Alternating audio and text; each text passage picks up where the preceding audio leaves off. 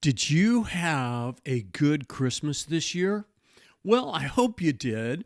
But what if you didn't? What if things went really, really wrong and now you're wondering if your marriage or your relationship that you're in is going to make it in the new year?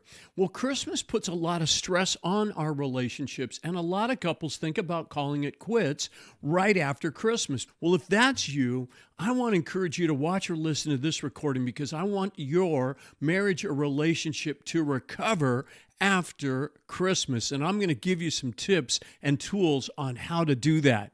Welcome to the Turn It Up Marriage Tips and Tools Show, where I provide faith-based tips and tools from God's Word that will strengthen your marriage and make it better. Hi, I'm Coach Kelly DuPay, pastor, police chaplain, Christian marriage coach, and author of the book, Turn It Up, How to Have the Lifelong Marriage That You Really Want. A lot of couples break up following Christmas. Here's why. First off, sometimes there's disappointment, which is not getting what you want. You feel that your partner, your spouse let you down, or that they just don't understand you.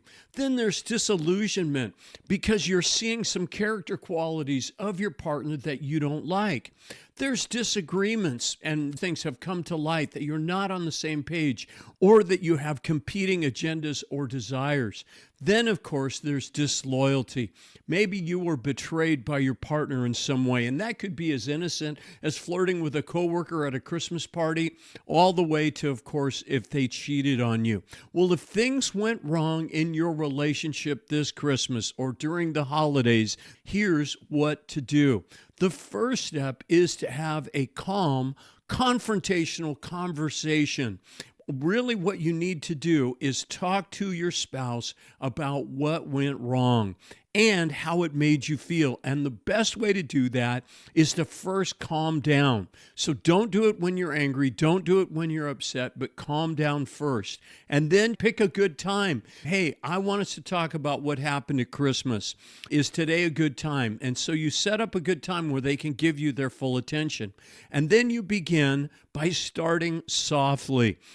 Starting softly simply means that you show your appreciation. You share what you want. I want to have a great relationship with you. I want to be close to you. But here's what happened. And then you're going to use an I statement. And an I statement basically is this: I felt when you... And so I felt what? Fill in the blank when you fill in the blank. Try to be specific about a certain thing that they either did or said that made you upset or angry or frustrated. And then what you want to do is make a request, all right? Would you please? And a request always has a question mark at the end of it. Don't say things like, I need you to or you should, but instead just say, would you please? And then, of course, allow the person that offended you, that hurt you, to apologize. And I've got other recordings on how to give a good apology, but let me just give you the 5 R's really quickly. The first one is to repeat, which is simply to repeat back what the person that you hurt, how they felt, and how you hurt them. Repeat your understanding of that. Secondly, it's to take responsibility. I found a great quote online by Dr. Willard Harley Jr. This is what he writes: You must agree that what you did at Christmas was thoughtless. Even though your intentions may have been pure, you must admit that you made a crucial mistake by failing to understand how your spouse would feel about your decisions. Even worse, you may have gone ahead and done what you wanted, knowing full well that your spouse would not have agreed.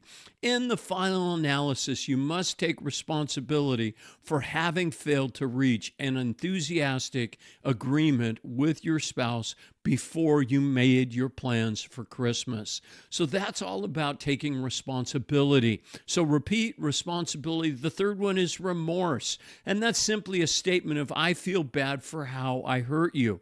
Repent is the fourth one. Don't just say you're sorry, but commit to change. And then finally, the fifth R is request forgiveness. Remember, we forgive because Jesus has forgiven us. So think about ways that Jesus has forgiven you. So that's basically step one. You want to have a calm confrontation and then allow for the apology. Step two is to talk about why.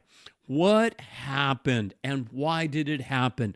Maybe you were overcommitted, overstressed, overwhelmed. Maybe you overindulged in alcohol and it was the alcohol that made you say or do those things. Now, this is not to make excuses, but you want to look at what was going on that caused these kinds of behaviors, because then you can do something about them next time. Thirdly, express your desire and commitment to be unified and be in agreement, okay? I take responsibility for what I did, but I want you to know that I want to be unified with you. I want us to be on the same page. Let's come up with a plan to keep this from happening again. And that's step number 4. Make plans to keep what happened this last Christmas from happening again. Here's a great Bible verse, by the way. It's Proverbs 26:11. It says, as a dog returns to its vomit, so fools repeat their folly. So don't go back and do the same things again. Here's a suggestion. You might want to take notes and write down a plan, okay, about what we're going to do next year at Christmas time. If you were overcommitted, if you went to too many parties and never had time for yourself, if you got stressed out by doing too many things on your own and you want to delegate that next year, write down a plan and then put a reminder on your calendar to review that plan in the middle of November. That way, then, you're going to be reminded of what didn't work this year so that you can do it differently next year. And then step number 5 is get professional help. A good coach or therapist will help you work through these issues and give you suggestions on how to do things differently.